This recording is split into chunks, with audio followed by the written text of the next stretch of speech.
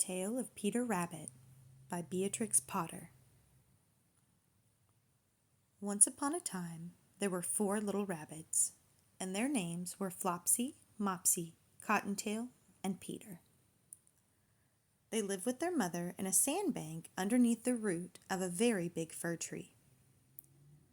"Now, my dears," said old Mrs. Rabbit one morning, "you may go into the fields or down the lane, but don't go into Mr. McGregor's garden. Your father had an accident there. He was put in a pie by Mrs. McGregor. Now run along and don't get into mischief. I'm going out." Then old Mrs. Rabbit took a basket and her umbrella and went through the wood to the baker. She bought a loaf of brown bread and 5 currant buns. Flopsy, Mopsy, and Cottontail, who were good little bunnies, went down the lane to gather blackberries. But Peter, who was very naughty, ran straight away to Mr. McGregor's garden and squeezed under the gate. First he ate some lettuces and some green beans, and then he ate some radishes, and then feeling rather sick, he went to look for some parsley.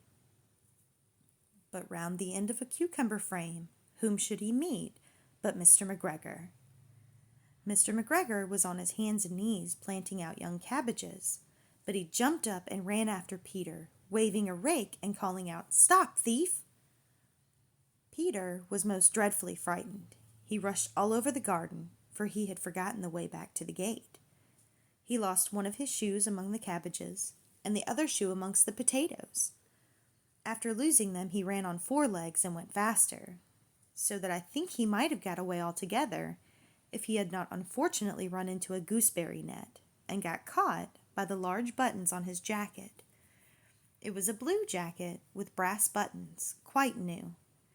Peter gave himself up for lost and shed big tears, but his sobs were overheard by some friendly sparrows who flew to him in great excitement and implored him to exert himself. Mr. McGregor came up with a sieve, which he intended to pop upon the top of Peter, but Peter wriggled out just in time, leaving his jacket behind him. He rushed into the tool shed and jumped into a can. It would have been a beautiful thing to hide in if it had not had so much water in it.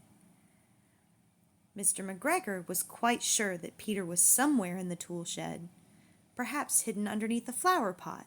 He began to turn them over carefully, looking under each. Presently, Peter sneezed. "Kerchoo!" Mr. McGregor was after him in no time, and tried to put his foot upon Peter, who jumped out of a window, upsetting 3 plants. The window was too small for Mr. McGregor, and he was tired of running after Peter. He went back to his work. Peter sat down to rest. He was out of breath and trembling with fright, and he had not the least idea which way to go. Also, he was very damp with sitting in that can. After a time, he began to wander about, going lippity-lippity, not very fast, and looking all around.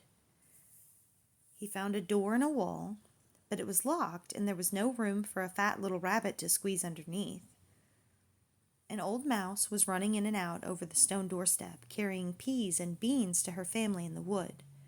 Peter asked her the way to the gate, but she had such a large pea in her mouth that she could not answer. She only shook her head at him. Peter began to cry. Then he tried to find his way straight across the garden, but he became more and more puzzled. Presently he came to a pond where Mr. McGregor filled his water cans. A white cat was staring at some goldfish. She sat very, very still, but now and then the tip of her tail twitched as if it were alive. Peter thought it best to go away without speaking to her. He had heard about cats from his cousin, little Benjamin Bunny. He went back towards the tool shed, but suddenly, quite close to him, he heard the noise of a hoe. Scritch, scratch, scratch, scritch. Peter scuttered underneath the bushes.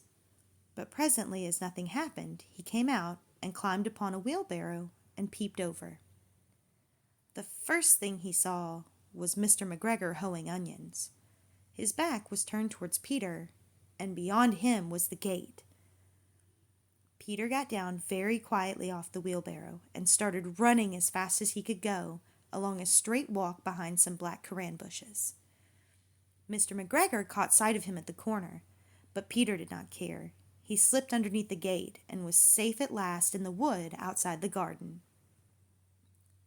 Mr. McGregor hung up the little jacket and the shoes for a scarecrow to frighten the blackbirds. Peter never stopped running or looking behind him till he got home to the big fir tree. He was so tired that he flopped down upon the nice soft sand in the floor of the rabbit hole and shut his eyes. His mother was busy cooking. She wondered what he'd done with his clothes.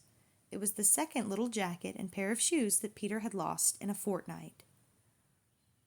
I am very sorry to say that Peter was not very well during the evening. His mother put him to bed and made him some chamomile tea, and she gave a dose of it to Peter.